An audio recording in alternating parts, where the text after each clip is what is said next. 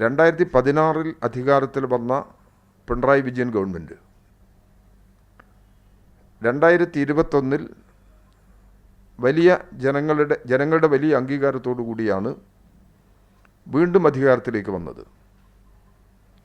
കേരളം നേരിട്ട ദുരന്തങ്ങൾ, Ockhi, Nipah virus ബാധ, 2018-ലും 2019-ലും ഉണ്ടായ സമാനതകളില്ലാത്ത പ്രളയവും മലയിടിച്ചിൽ, ഉരുൾപൊട്ടൽ,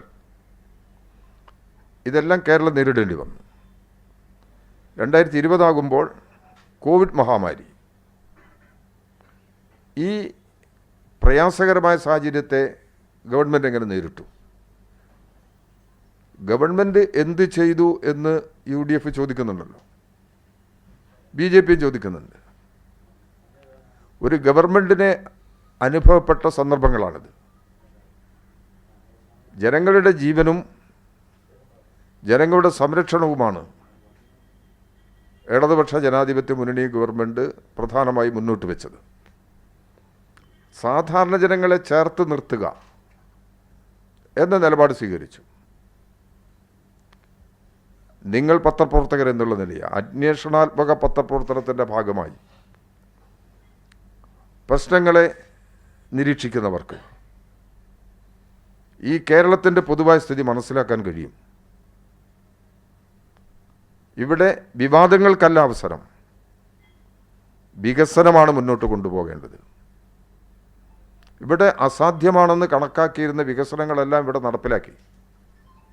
ഗെയിൽ പൈപ്പ് ലൈൻ, ദേശീയപാതാ വികസനം, മലയോര ഹൈവേ, തീരദേശപാത, വൈദ്യുതി നിലയം, വിമാനത്താവളം, ഇതിനോടെല്ലാമുള്ള ഒരു പുതിയ കാഴ്ചപ്പാട്. ഇവിടെ അതിവേഗ യാത്ര, അതായിരുന്നു സിൽവർ ലൈനിലൂടെ മുന്നോട്ട് വെച്ചത്. എത്ര ക്രൂരമായിട്ടാണ് അങ്ങനത്തെ ഒരു വികസന പദ്ധതിയോട് പെരുമാറിയത്. അതിവേഗ റെയിൽ ഇന്നത്തെ റെയിൽ പാളങ്ങൾ ഉപയോഗിച്ച് നടത്താൻ കഴിയുന്നതല്ല. ഇപ്പോൾ തന്നെ വന്ദേ ഭാരത് കേരളത്തിൽ ഓടിച്ചു. എല്ലാ ജനങ്ങളും അംഗീകരിക്കല്ലേ?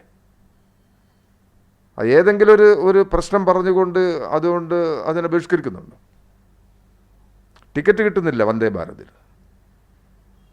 അപ്പോൾ ഈ അതിവേഗ യാത്ര ജനങ്ങൾ അംഗീകരിച്ചതാണ്, ജനങ്ങൾക്ക് ആവശ്യമാണ്. അതിന് ചെറുപ്പ വലിപ്പ വ്യത്യാസമൊന്നുമില്ല. പാവപ്പെട്ടവരോ പണക്കാരെന്നോ പ്രശ്നമൊന്നും അതിലില്ല. സിൽവർ ലൈൻ തടസ്സപ്പെടുത്തിയില്ലേ? കേരള ഗവൺമെൻറ് ആ പദ്ധതിയിൽ നിന്നും മുന്നോട്ട് പോകാൻ തന്നെയാണ് ശ്രമിക്കുന്നത്.